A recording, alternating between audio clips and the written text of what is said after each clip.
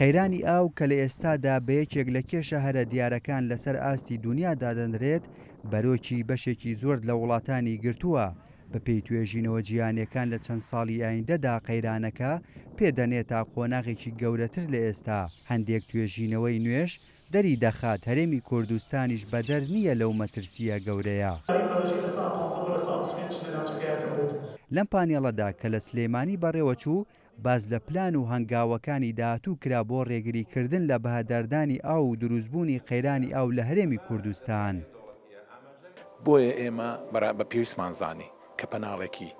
لەم جۆرە زانستیانە و ئەکادیمیانە ڕێک بخەین بۆ ئەو ڕێکخراوی و پەثوەی کە هەڵەستێ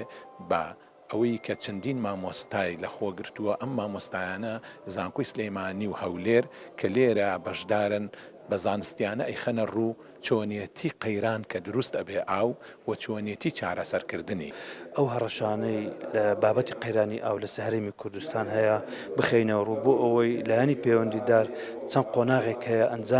ئەنجامی بدەن بۆ ئەوەی ئەو کاریگەرە نەرێنیانی هەیە کەم بکرێتەوە. لە ماوەی چەند ساڵی ڕابردووشدا وەک هەوڵێک بۆ ڕێگریکردن لە دروستبوونی قەیرانی ئاو و پاراستنی ئەو سامانە نیشتیمانیە، وەزارەتی کشتوکاڵ و سەرچاوەکانی ئاوی حکوومەت هەرێمی کوردستان دەیەوێت لە ڕێگەی دروستکردنی چەند بەنداوێک هەرێم لەو مەترسیە گەورە جیهانیە بپارێزێت. ئێستادا کە هەنگاوێکی جددینراوە بابەتی جێبەجێکردنی بەنداوەکانە بە تایبەتی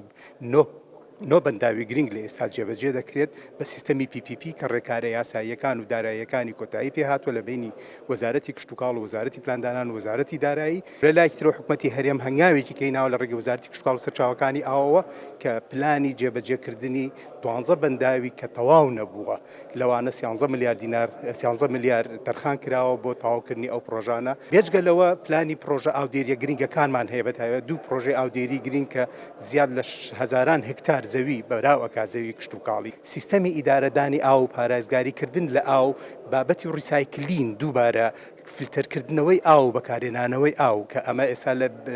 لە پلانی حکوومەتی هەرێمە کە چۆن بتوانێت سوود لە ئاوەڕۆی شارەوانیەکان وەربگرێتەوە بۆی کە پاک بکرێتەوە بەکاربێنرێتەوە بۆ کەرتی کشتوکاڵ. بەهۆی گۆڕانکاریە خێرا و نامۆکانی کەشوهەوا لەسەر ئاستی جیهان و مەترسیەکانی وشکە ساڵی لە بەشێکی زۆری وڵاتانی دنیا وەک پسپۆڕان و شارەزایانی بوارەکە دەڵێن ئەگەر بە پلان ڕوبەڕووی ئەو مەترسیە گەورەیە نەبنەوە دوور نییە قەیرانی ئاو لە چەند ساڵی ئایندەدا ببێتە کێشەیەکی گەورەی جیهانی و هەرێمی کوردستانیش بەشێک دەبێت لەو مەترسیە. هێمن کەمال، کورسات نیوز، سلێمانی.